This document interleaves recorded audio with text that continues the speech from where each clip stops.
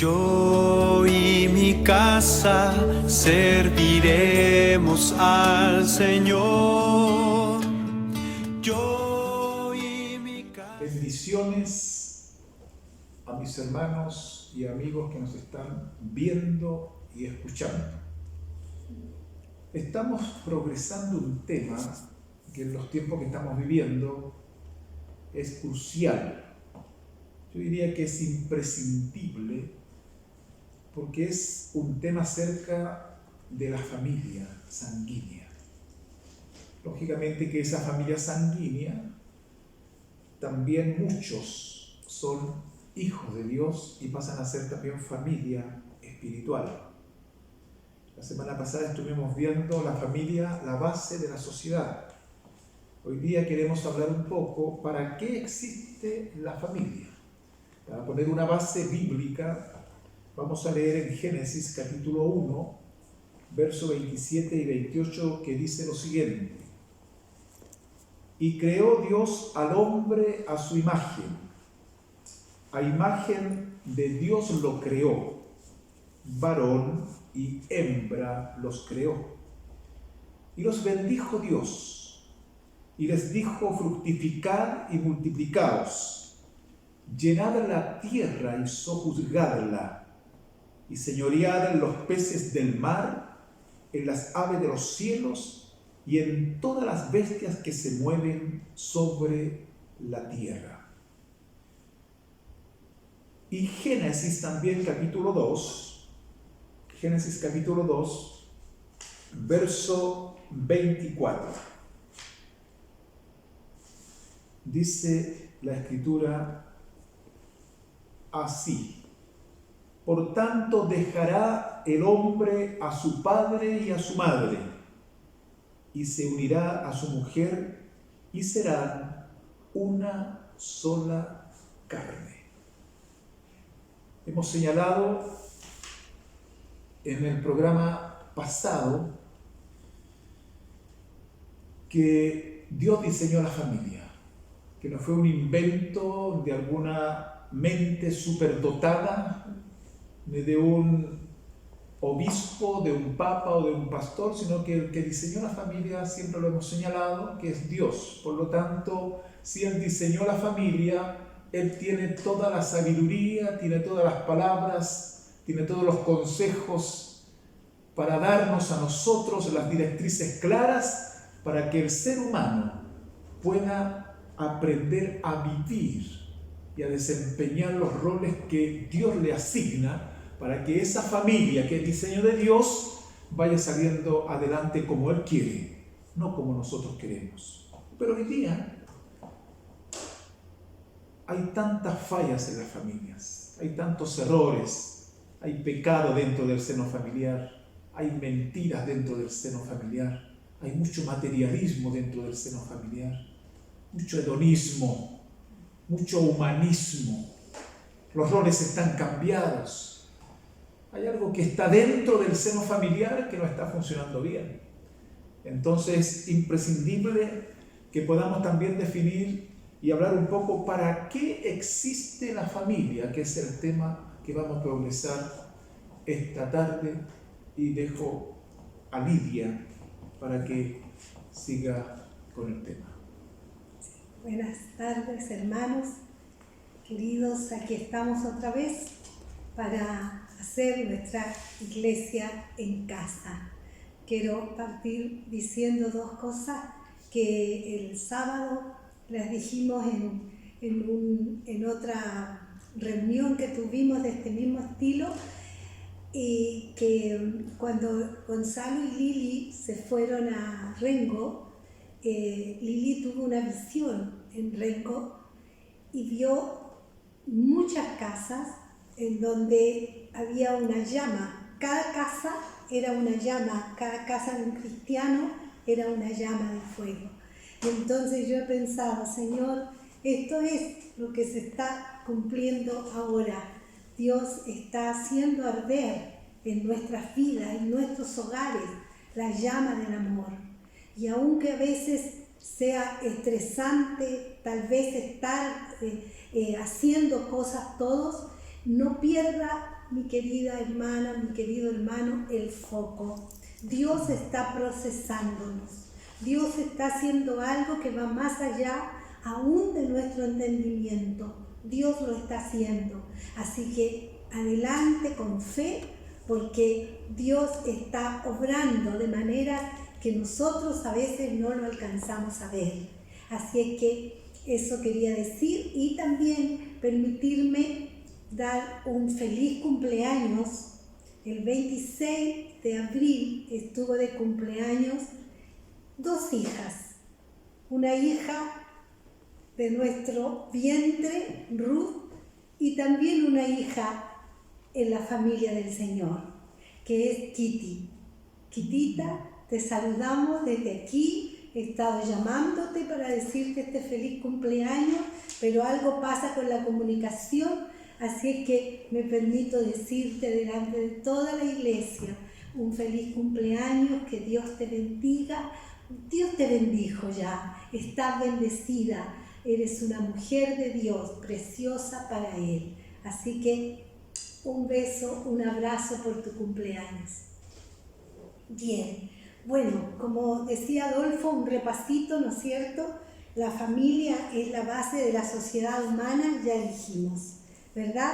Y las otras tres elementos con que cuenta la familia del Señor para ir restaurando, para ir avanzando, son 3. No sé si tú te acuerdas o no, pero vamos a decirlo. La palabra de Dios, ¿no? Nosotros no vivimos por sentimiento, ni vivimos por lo que dicen los psicólogos, no vivimos por lo que dijo alguien especializado. Nosotros no estamos bajo un equipo multidisciplinario de terapeutas, psicólogos y todo eso, no. Nosotros tenemos la palabra de Dios, que es infalible, de fe y de confianza que tenemos en esa palabra. Los cristianos, los hogares cristianos tienen eso, la palabra. Y lo segundo es el poder restaurador del Espíritu Santo. ¿Se acuerdan, verdad? La semana pasada lo dijimos. El poder del Espíritu Santo que nos habla, que nos susurra, que nos habla en la noche, muchas veces en sueño, muchas veces nos convence de pecado, sobre todo el pecado del orgullo en la familia. ¿Cuántas familias han sido destruidas, destrozadas por el orgullo?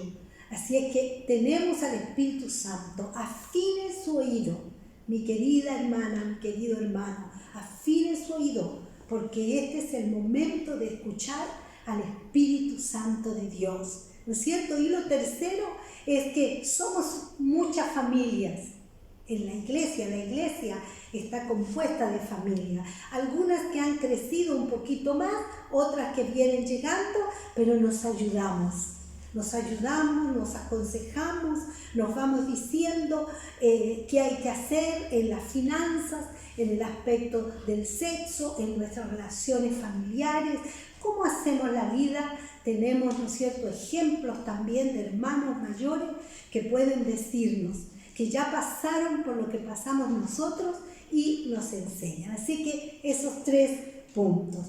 Entonces venimos al tema de hoy, que es ¿para qué existe esta familia? ¿Para qué nos casamos? ¿No es cierto? Uno dice, a ver, nos parece fundamental, dice aquí, enfocar el propósito de Dios para la familia, ya que esto dará sentido y razón a todo lo que digamos. Entonces nos hacemos algunas preguntas. ¿Para qué existe nuestra familia? Y uno dice, a ver, ¿para qué existimos? ¿Para qué nos casamos? ¿Tenemos los objetivos claros? ¿Tenemos un propósito definido? ¿Cuál es ese propósito? ¿Cuál debería ser el propósito de la familia cristiana? Pocos se formulan estas preguntas seriamente. La mayoría vive en familias sin considerar profundamente el tema. La verdad que sale lindo el tema, ¿no? Lindas las preguntas, como que casi hasta son fáciles de contestar. Pero yo creo que nosotros tendríamos que decir que no nos formulamos estas preguntas. No nos hicimos estas preguntas cuando nos casamos. Así que para que usted no crea que lo hemos logrado todo, o lo hicimos todo bien, o lo hemos hecho todo bien. No nos hicimos, éramos cristianos, cuando nos casamos, los dos éramos hijos de Dios, pero nadie nos enseñó esto. Entonces nos casamos y queríamos tener hijos. A los 3 meses de casado ya estábamos nerviosos porque no teníamos hijos. Entonces uno se casa para tener hijos y va teniendo cosas, la casa que Dios te da, la casa donde vives, qué sé yo, va logrando cosas. Pero que nos hagamos estas preguntas, yo creo que solamente ahora, los matrimonios que se casan ahora y con esta enseñanza que nosotros les podemos dar, ¿no es cierto?, podrían hacerse estas preguntas. ¿Para qué nos vamos a casar? Hay cosas muy divertidas, ¿no? En una oportunidad un pastor le preguntó a una parejita por qué se iban a casar, ¿para qué? No, es que nos llevamos bien, nos reímos de los mismos chistes, nos gusta estar juntos, aparte que nos gustan a los dos el mismo tipo de zapatillas, las zapatillas Nike. Entonces son cosas, ¿no es cierto?, que uno dice, Señor, qué poco fundamento. Pero bueno, nunca es tarde.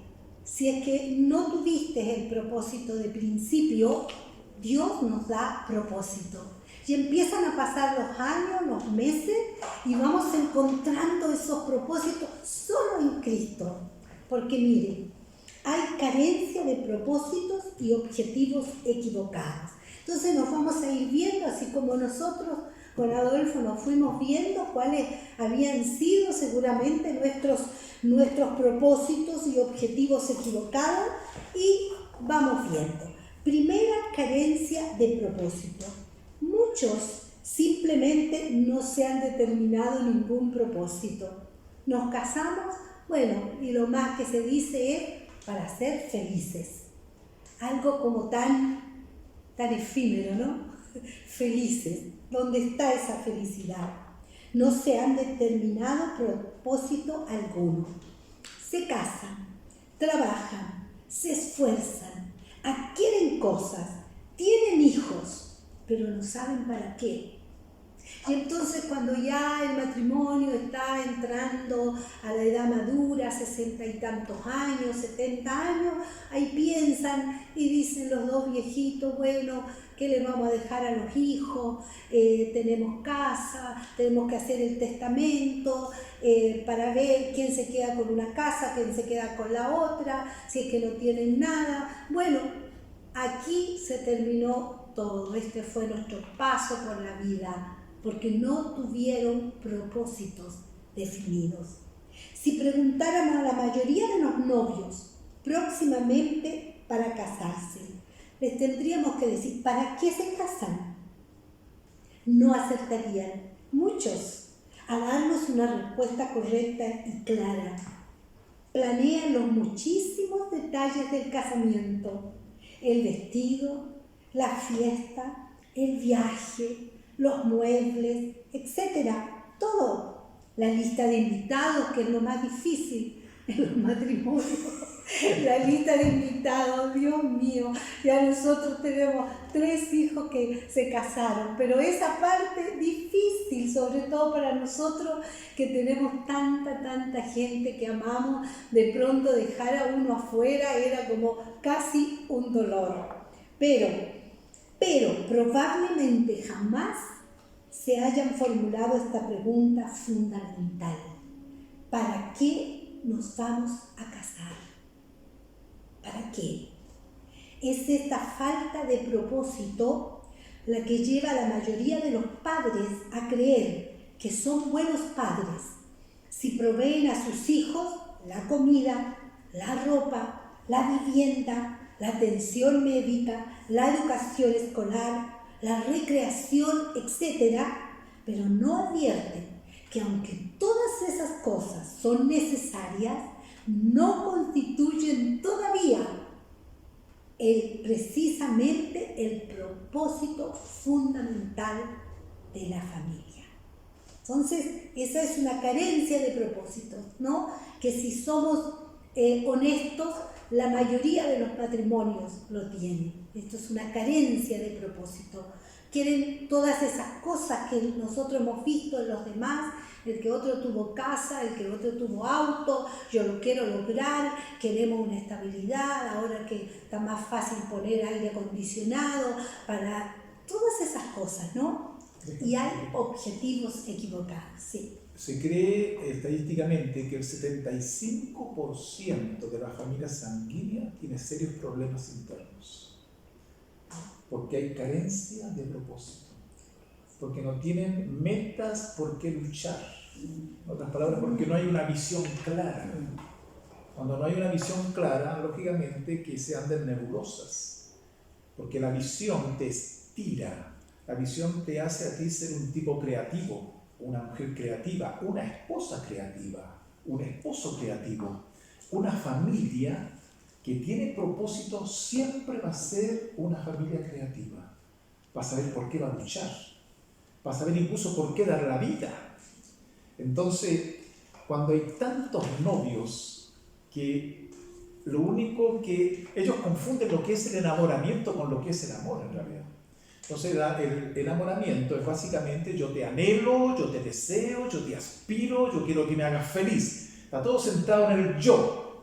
O sea, el enamoramiento es egoísmo. Es ese coqueteo, todo ese tipo de cosas, esa palabra pololeo, que no sé de dónde salió. Todo eso es jugar al amor, es coquetear. Cuando se entiende que el amor es otra cosa y que tiene propósitos para el hogar, para el matrimonio, entonces las cosas cambian radicalmente. Entonces, cuando tú señalabas, por ejemplo, que los novios a veces uno les hace la pregunta, ¿para qué se van a casar? Y no tienen respuesta. Hay algunos, que son los menos, que tienen alguna claridad respecto de la visión del Señor, del propósito de Cristo, pero en su mayoría no tienen claridad. Entonces, bueno, afirmar solamente un punto para que después tú sigas leyendo lo otro. El punto es que los jóvenes, estos novios, se casan en primer lugar para cumplir el propósito de Dios. Se casan los jóvenes para la gloria de Dios.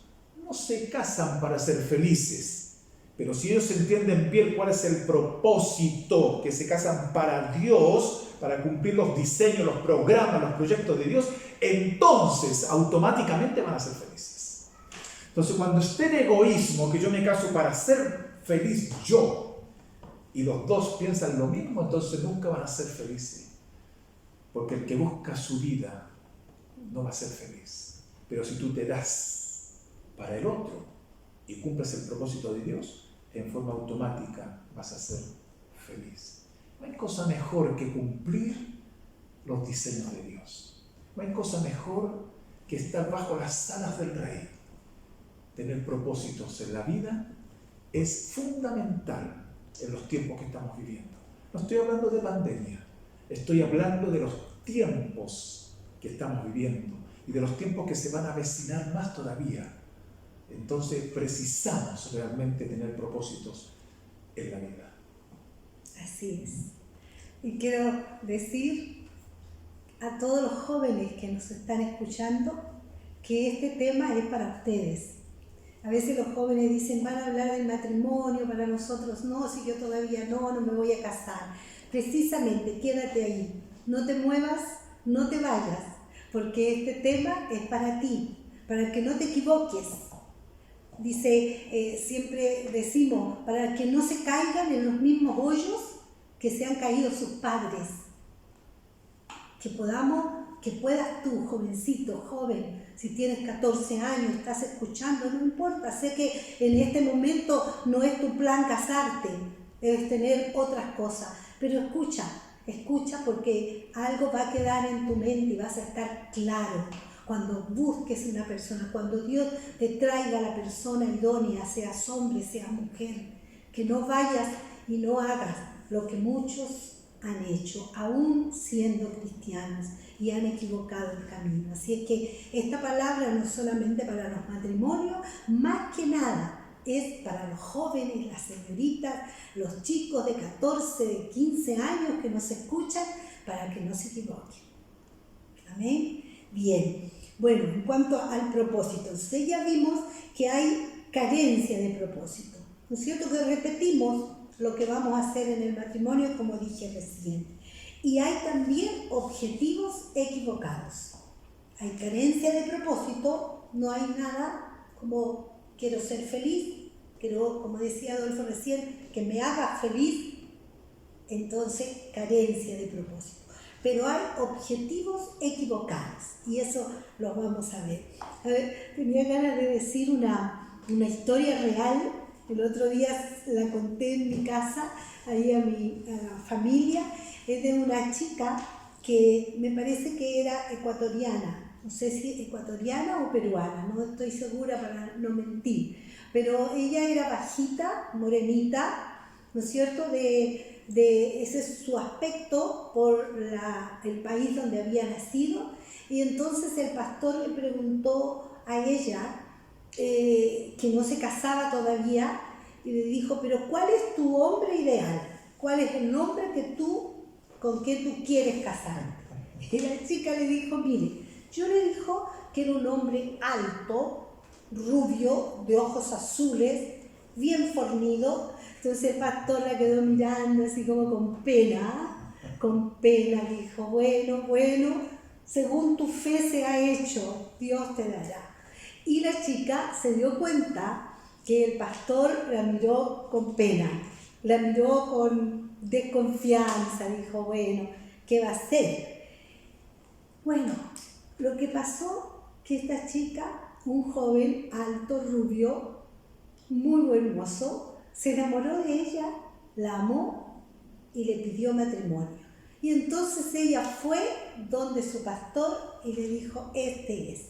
Y entonces dice, pero ¿cómo? ¿Cómo tú? ¿Sabe, pastor? Le dijo, es que yo tengo un llamado de Dios para irme a Irlanda del Norte, no sé en qué país era, de estos países anglo, y entonces ella le dijo, y yo tengo que tener este esposo porque tengo que cumplir el propósito de Dios.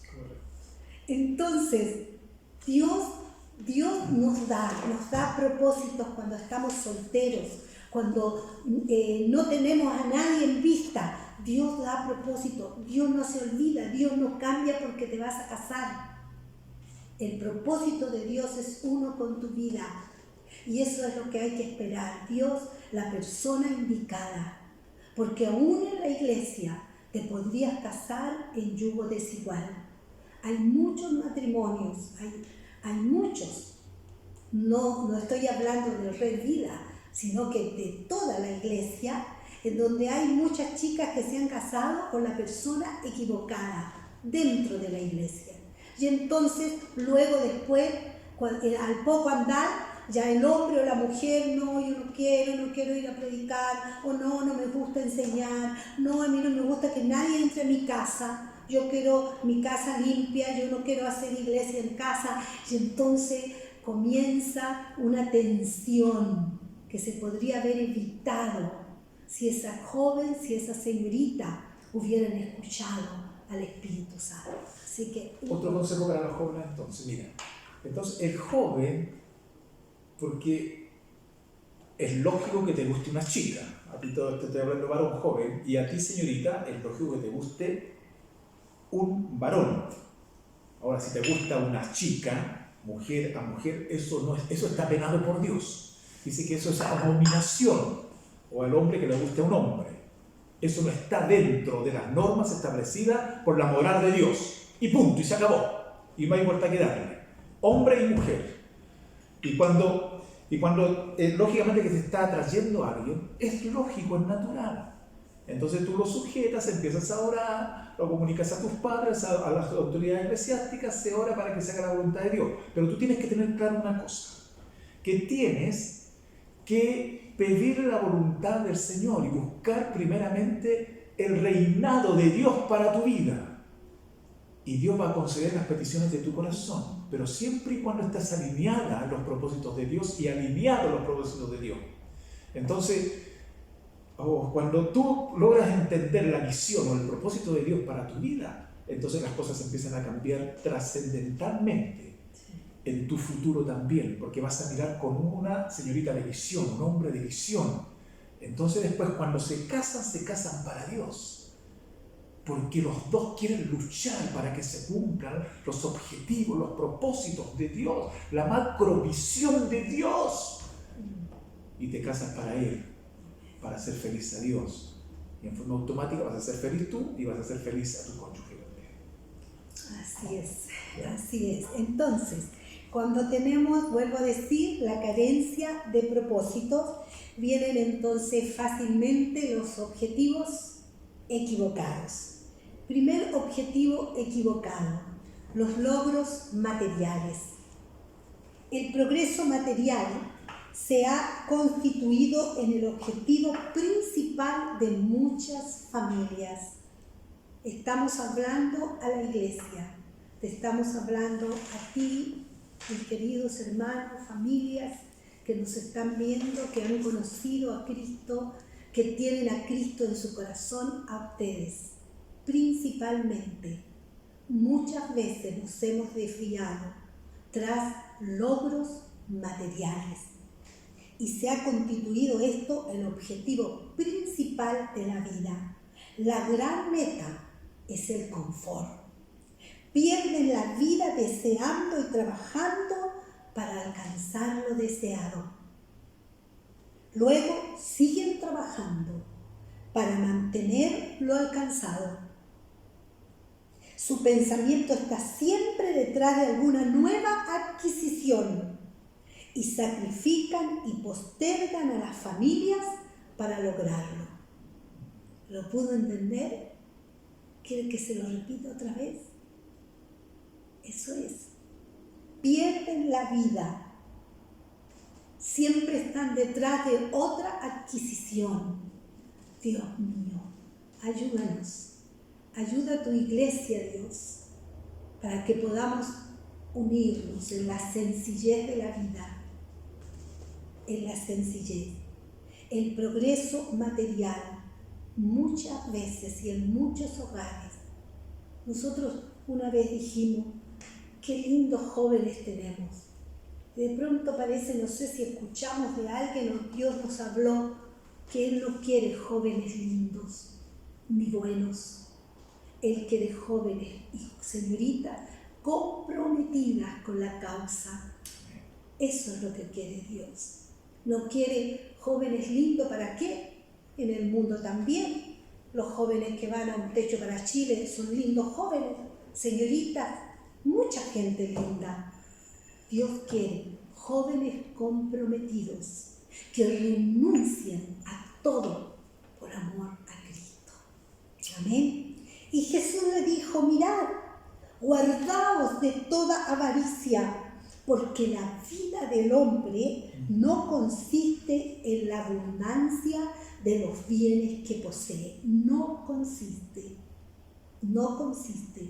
Lucas 12:15. Búsquelo en su Biblia y márquelo. Márquelo porque esta es palabra de Dios. Jesús les dijo, la vida del hombre no consiste. Y como parece que el martes pasado dijo usted también esto, de que cuando nos vamos de esta tierra, en ese ataúd cabemos solamente nosotros. Y con suerte nos van a poner la ropa que nos gustaba. ¿Cierto? Pues van a decir, mi mami le gustaba este traje azul, van a decir, y me lo van a poner. Pero nada más, todo lo demás es de Cristo. Todo lo demás es del Señor. Esta casa donde estamos aquí está al servicio. Nuestra casa cuando nos casamos. Nosotros, los que nos conocen, nuestros comienzos, la primera casa que tuvimos cuando nos casamos fue en la población Santa Filomena. Ahí vivimos, ahí, en una casa que Adolfo me dice, no, esto es un ranchito, nomás esto es una pieza. Bueno, para mí era una casa. Yo amaba a esa casa, pero la abrimos inmediatamente. Teníamos 3 meses de casados y ya hicimos la primera escuela para niños allí, escuela bíblica para niños. Y en ese tiempo, en esos 3 meses, ya Adolfo había hecho amistad con varios jóvenes, de manera que salían a predicar a la calle. Así que no espere tener una casa más grande. Nuestra casa era una pieza, pero eso era del Señor y es del Señor. Entonces, con mayor razón ahora, nuestra casa está abierta.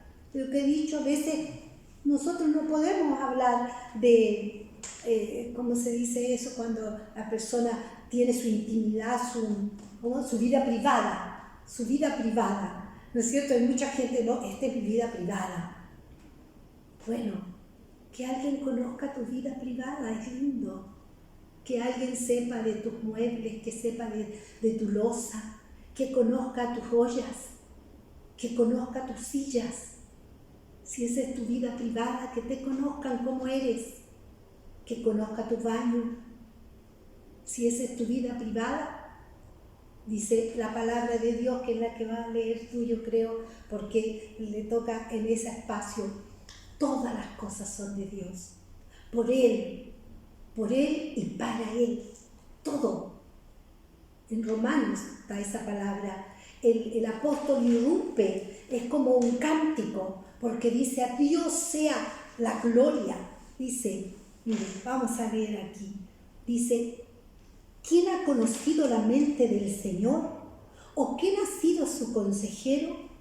¿Quién le ha dado primero a Dios para que luego Dios le pague? Porque todas las cosas proceden de Él y existen por Él y para Él. A Él sea la gloria por siempre. Para Él, tu casa, tu auto, tus cosas, todo es de Dios. Todo es de Dios. Y bueno, seguir reafirmando, es por Él, es de Él, por Él y para Él toda. Y tu familia es de Él, querido hermano y hermana. Es de Él, es por Él y es para Él. Tus hijos son de Él, son por Él y para Él. Sí. Que tus sueños sean también de Él. Que no sean tus sueños egoístas para ti. Y que tú puedas criar hijos que estén comprometidos con Cristo, comprometidos en amar a Dios, conocerlo. ¿Sabes para qué? Para hacerlo conocido, para que tus hijos sean sal de la tierra y luz del mundo, como tú tienes que ser también, querido matrimonio, sal de la tierra y luz del mundo, para que se pueda insuflar esa fe y esa convicción de fuerza que tú puedes tener y que tus hijos la puedan ver. Hermoso lo que contaba Lidia cuando recién nos iniciamos por allá en esa población, muy sencilla, muy pobre, tierras, calles de tierra, barro. Y aprovecho de contar un breve testimonio. Hace poco me llamó un chico que se llama Mauricio, también como mi hijo. Mauricio, y me llamó. Y me dijo hace tiempo, me dijo que lo andaba buscando. Y nos conectamos. A él le prediqué en ese tiempo por allá. Mira la bendición. Me dijo, estoy a cargo de un centro de rehabilitación. Sí, le dije yo, ¿y dónde estoy? En Concepción. Me dijo, tengo más de 60 personas. Sí, qué bien. Eres pastor. Todos me dicen pastor, me dijo. Imagínate, cuando tú estás comprometido y le hablas a alguien, algo ocurre en ese interlocutor, en esa persona. Allá fue, en esa población llena de barro. ¿Qué importaba el barro? ¿Qué importaba? Salíamos a predicar igual, con un megáfono, con una guitarra, y eso era todo. Y se fueron agregando jóvenes y después más jóvenes. ¿Sabes por qué? Porque estábamos comprometidos, porque había una fuerza de convicción acá adentro que se podía transmitir, heredar en los demás. Y ese chico me trajo tanta bendición cuando me llamó el otro día. Dijo, estoy solo ahora, así que vamos a tener contacto, relación, seguramente le vamos a dar cobertura a él. Todo, porque todo se da en forma natural. Pero hay que estar comprometido con Cristo. Hay que amarlo. Hay que conocerlo para hacerlo conocido. Entre más lo conoces, te pareces más a Él. Entre menos pasas tiempo con Él, no lo conoces. Y si no lo conoces, en realidad eres menos espiritual, eres más carnal. Hay mentira, hay tantas otras cosas livianas, superficiales, simplistas. Pero cuando tú lo conoces y te acercas a Él, la cosa empieza a cambiar. Tu familia tiene que ser para Cristo, tus hijos tienen que ser para Cristo, tus padres tienen que ser para Cristo. No estamos en tiempos como de vacaciones, estamos en tiempos de guerra. Y en los tiempos de guerra tienes que andar vestido con ropa de guerra, con armas de guerra, la palabra, la coraza de justicia, el evangelio de la paz, la espada del Espíritu, la palabra, porque estás en guerra. Estás en guerra. No te olvides de eso. Estos tiempos que estamos viviendo de familia, que sea un retiro espiritual para tu vida. Que los propósitos están absolutamente claros. Cuidado con cambiar lo material por Dios. Tenemos que hacer y mirar lo eterno antes que cualquier otra cosa.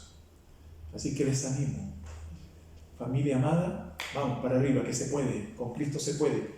Y te lo decimos con autoridad vivencial. Sí. Se puede criar hijos. Sí. Se puede que amen, se puede enseñar que amen a Cristo. Se puede. Sí. Porque nosotros lo hicimos, tú también lo puedes hacer. Sí. Y muchos lo van a hacer. Sí.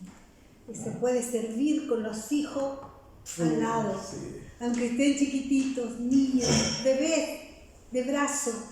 Hay hermanas que a veces me han preguntado, me han dicho con un poco de preocupación, no puedo orar porque el bebé o porque las noches, a veces la mamá tiene que estar toda la noche despierta muchas veces porque el niño está enfermo o qué sé yo. Bueno, a cualquier hora puedes tener a tu niño en brazos y estar orando, intercediendo y clamando.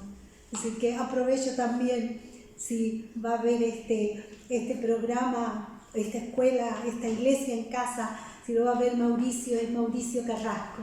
Le bendecimos a Mauricio, sí. Bendecimos a su hijo también, él ya es pastor. Qué lindo, cuánto nos íbamos a imaginar nosotros que ese niño pequeñito del lado de nuestra casa, ahora con los años, ¿no es cierto? Él nos vio, él nos miró. Que es chiquitito, ahora con emoción nos encontramos, ya no nos vamos a volver a separar, así que terminando este tiempo que estamos viviendo, vamos a hacer un encuentro con él. Así que bendiciones, Mauricio, para tu hijo, para tu familia también. Bueno, y entonces, no sé cuánto tiempo queda, pero vamos en los logros materiales, estamos, ¿no es cierto?, claros de que tengamos cuidado, que la vida del hombre no consiste en las cosas y en los bienes que posee. Dios traiga revelación de esa palabra a tu vida, mi hermano. Y lo otro objetivo equivocado es la gratificación personal y egoísta. Hay quienes se casan pensando solo en sí mismos. Su objetivo no es dar, sino recibir. No es servir, sino ser servido, sea en lo material, en lo sexual o en cuanto a asumir responsabilidades familiares. Su fracaso es seguro, seguro. Lo damos con firma y todo, porque así es. No podemos casarnos, ¿no es cierto?, pensando solo que el otro nos va a servir. Tenemos que dar y ser generosos. Ser buena voluntad en la casa, hermana querida, con tu esposo. A veces nosotros, las mujeres, tenemos una voluntad enorme para cualquier visita o para el pastor que llegó a la casa, pero a veces al esposo no lo servimos como tenemos que servirnos, con ese cuidado. ¿Cierto? A veces a los esposos no les interesa mucho cómo está puesta la mesa, pero la mujer tiene que siempre tener esa finura para servir al esposo como que sirve a Jesús. Nosotros tenemos que servir así, servir a mis hijos porque estoy sirviendo a Jesús, porque mis hijos van a ser hombres y mujeres de Dios. Eso lo tuvimos en nuestra mente, en el camino. Gracias a Dios que no nos hemos perdido nunca un retiro de matrimonio, ni nada de eso, porque siempre hemos tenido muchas ganas de aprender. Y en el primer retiro de matrimonio hicimos algo muy importante que nos ha acompañado para toda la vida. Y dijimos, renunciamos, Señor, para que todo esto, lo que tú ya nos has dado, ya teníamos, cuando Mauri tenía 2 años, 8 meses más o menos, fue nuestro primer retiro de matrimonio, y entonces ya teníamos varias cosas materiales y dijimos, Señor, esto es tuyo. Y cuando nosotros le decimos algo a Dios, Dios se lo toma en serio. Entonces Él nos pidió el autito que teníamos, era un Mini Cooper, y ese autito estaba lleno de gente, a veces no sé cómo entraba gente ese auto, pero llevábamos, traíamos, y era el auto de Dios. No es tuyo tu auto, no creas que es tuyo, es de Dios. Si es que tú has renunciado a todo lo que posees por ganar a Cristo, esa es la cosa. Entonces, y la tercera es la deificación de la propia familia. Mire qué contradictorio, ¿no? Pero hay 3, vamos al repaso. Primero, los logros materiales. Eso es un objetivo equivocado. El segundo objetivo equivocado, la gratificación personal y egoísta, ¿cierto? Eso ya está claro. Hay mucho que hablar de eso, ¿no es cierto? Nos reímos muchas veces cuando lo podemos enseñar en un tiempo más relajado, pero ahora Dios te dé en este tiempo la claridad para ver. Y la tercera cosa es la deificación de la propia familia. Mire aquí, algunos hacen de la familia un fin en sí misma. La propia felicidad y conveniencia se convierten en la meta más alta de la vida familiar. Aún sin darse cuenta, consideran a Dios como un excelente medio para alcanzar el bienestar de la familia. Tales familias viven sumamente preocupadas y afanosas por su propia fama y renombre. Se abocan por entero a lograr su propia comodidad y placer. Me acuerdo que una vez un hermano, que muchos de ustedes seguramente lo conocen, lo han conocido, y es nuestro pastor Oscar Marcelino. Él es un pastor argentino que vino muchas veces a ministrarnos la palabra, es autor de algunos libros, como por ejemplo el libro Violentamente Cristiano, fue escrito por él. Y el pastor Oscar, en un momento, porque de hablar de la familia muchas veces la gente entiende mal esto de que la familia está primero. Entonces había enseñado a ellos que la familia era importante, y él cuando nos predicó esa vez dijo, ¿dónde nos equivocamos al predicar esto de que la familia es primero? ¿Dónde nos equivocamos? Él se cuestionaba porque dice que viniendo a Chile, antes de venir a Chile en esa oportunidad hace varios años atrás, dice que una persona lo llamó por teléfono, pastor, necesito conversar con usted, y era una mujer viuda. Entonces, en el protocolo cristiano, ¿no es cierto? Y sabio, un hombre pastor, un hombre o un obrero de Dios jamás tiene que ir a ver ni a solucionar algún problema a una mujer sola. Tiene que ir con alguien acompañado. Entonces en ese momento el pastor Oscar, su esposa no estaba, no podía ir con su esposa. Entonces dice que voy a ir a buscar a un diácono que tengo, y fue a su casa y el diácono estaba regando su césped con una manguerita, parecía como la casa en la pradera, y estaba regando. Y dice: hermano, che, querido, le dice: acompáñame porque hay una hermana que está muy mal, tengo que ir a verla, por favor, acompáñame. Y le dice: Oscar, tú me enseñaste que mi casa era primero. Y hoy día es el día de mi familia, así que no te puedo acompañar.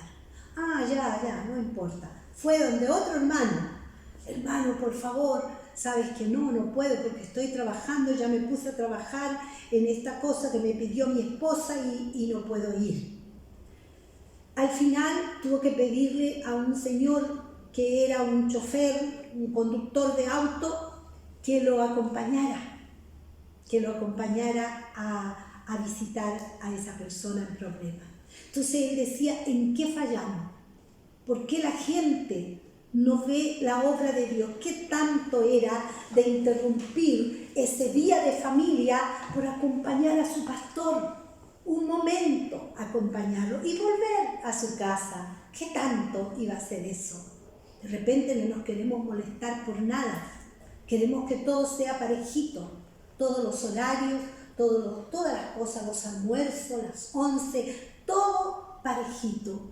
A veces cuando renunciamos a nuestra vida, hermano, muchas veces tenemos que renunciar también a no comer a la hora. Muchas veces se nos pasa la hora y no podemos comer. Bueno, mañana comeremos bien. Pero hay cosas que se entienden mal. Se adora la familia, a los hijos. De pronto el niño estornuda y ya no está enfermo el niño, no vamos a la iglesia. Me acuerdo cuando ya Ruth había crecido, en ese tiempo varias hermanas estábamos esperando hijos, tuvimos hartos chicos, varias hermanas tuvieron hijos en ese año, en el año 90, y me acuerdo de algunas cosas de una hermana que me dijo después que habían pasado como 4 años, y me dijo: Lidia, ¿tú salías con la niña cuando nació? ¿Tú ibas igual a las reuniones? Sí, le dije, yo iba con mi hija en brazos, abrigadita. Y dice: ¿y tú fuiste también a ese retiro a tal parte? Sí, le dije, yo sí fui. Y no me diga que fuiste al campamento. Sí, al campamento también. La Ruth estaba chiquitita, bebé, niña, chica. Y me dijo: lo que me he perdido, Lidia, me he perdido de tantas cosas por estar adorando a mi hijo en la casa. Tremendo, ¿no? Tremendo. Y a veces por estas cosas somos criticadas. Me acuerdo en donde yo vivía, la segunda casa que vivimos, una vecina me observó y me vio que salí con mis hijos, volví con mis hijos, después otra vez salí, no sé, seguramente habré salido unas 2 veces en la semana, no me acuerdo. Pero ella me dijo, vecina, me dijo con todo respeto: me da pena los niños que tienen que salir y hace tanto frío. Sí, le dije yo, pero tenemos que salir. Y entré a mi casa y me dio tanta pena. Y yo dije: Señor, estaré haciendo mal saliendo con mis hijos. Señor, estaré estresando por todo esto. Señor, ayúdame. Y Dios me habló y me dijo: tú cuida de lo mío, porque yo voy a cuidar de lo tuyo. Y han pasado los años, hermano. Dios ha cuidado a mis hijos. Dios los cuidó, los mantuvo en Cristo. Y eso es lo más importante, que ninguno se apartó del camino. Gracias a Dios. Pero tenemos no hacer de nuestra familia un Dios. No es todo perfecto. Hay cosas, ¿no es cierto?, que tenemos que ser fáciles de cambiar, de mover en la vida. Porque la familia no es el fin. El fin es Cristo, la gloria de Cristo en nuestra familia. Y nosotros mostrar, así se puede vivir. Cuando tú dices siempre que enséñenles a vivir a la gente, ¿cómo les vamos a enseñar? ¿Con nuestra boca solamente, con los mensajes? ¿Cómo les enseñamos? Les enseñamos con nuestra vida, con lo que somos, ¿no? Me acuerdo también en la segunda casa, una chica del frente, también la vecina del frente, se convirtió al Señor, Viviana. Ella se entregó a Dios, hasta ahora ella está en Cristo, y sus hijas, tenía hijos pequeñitos también en ese tiempo, y entonces un día me dijo, vecina, me dijo, la Sari, una de sus hijas, dice, mamá, a mí me gustaría ser hija de los vecinos del frente. ¿Y por qué le dijo que eres ser hija de los vecinos? Porque ellos me gusta, porque salen harto. Bueno, los niños también se fijan, a ellos les gusta lo entretenido, no es terrible. Yo sé que hay muchos de los que me están escuchando y sé que también mis nietas son así, mis nietos, mis hijos fueron así. Cuando terminaba una reunión, ellos querían llevar a hermanos a la casa. Mamá, ¿a quién vamos a invitar? Papá, invita a alguien para la casa, porque empiezan a amar la iglesia, la empiezan a querer, amar. Los niños que se crían tan guardados en la casa no aprenden a amar la iglesia. Yo he amado la iglesia porque también mi madre me hizo amar la iglesia. Me dijo que en la iglesia estaban los mejores amigos. Eso me dijo. Estaba la mejor gente. Se hacían las mejores fiestas en la iglesia. Los mejores campamentos se hacían en la iglesia. Y ella me hizo amar la familia de la iglesia. Me hizo querer la iglesia. Así que, hermano, nuestra adoración no puede estar centrada en los hijos, ni en el esposo, ni el esposo en la esposa. Nuestra adoración debe ser Cristo. Amén. Amén. Ahora, ¿es legítimo ser feliz? Es legítimo ser feliz. Completamente. Pero si tú buscas tu propia realización y buscas solamente la realización de tus hijos, de tu esposa, de tu esposo, nunca vas a ser feliz. ¿Por qué? Tienes que buscar la felicidad de Dios en primer lugar. Y otra cosa más. Estás criando hijos que son siervos. No estás criando un hijo solamente para que sea un profesional, no. ¿Es legítimo ser profesional? Es legítimo también.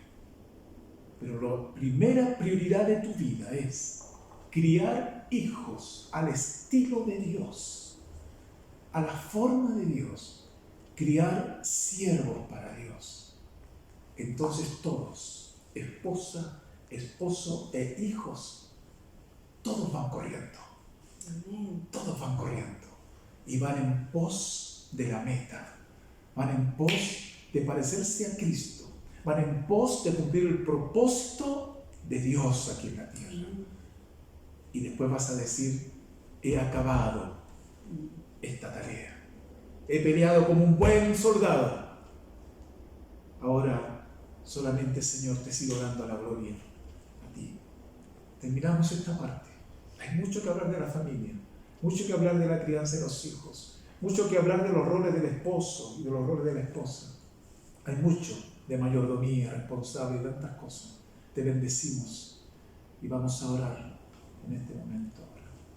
Señor, gracias por tu palabra.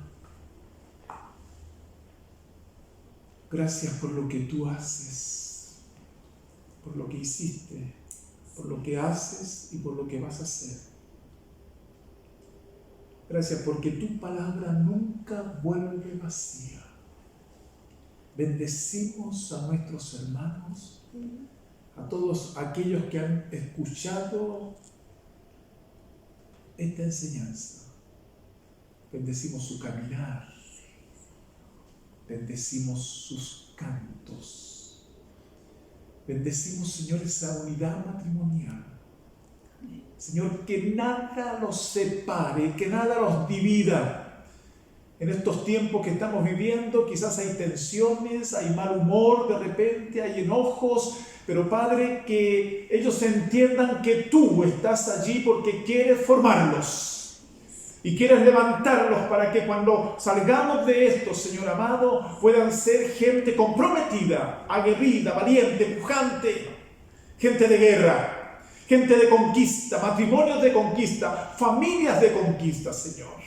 Bendecimos sus pasos guerreros, sus manos, Señor amado. Bendecimos su canto, bendecimos sus conversaciones, bendecimos a sus hijos, al esposo, a la esposa.